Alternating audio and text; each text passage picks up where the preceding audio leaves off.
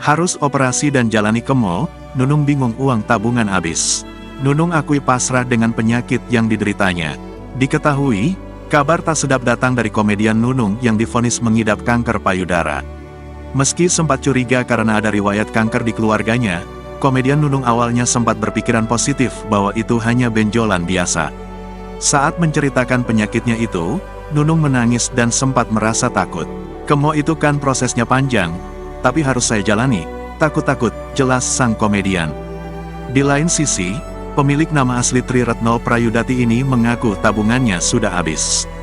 Pasalnya, ia sempat terjerat penyalahgunaan narkoba pada 2019 silam. Ia menghabiskan banyak dana untuk rehabilitasinya.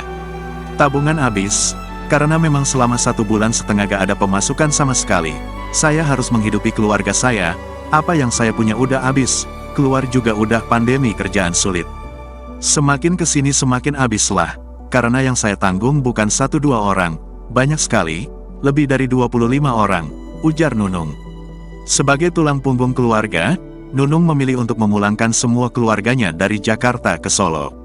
Hal itu dilakukannya demi fokus menyembuhkan penyakitnya.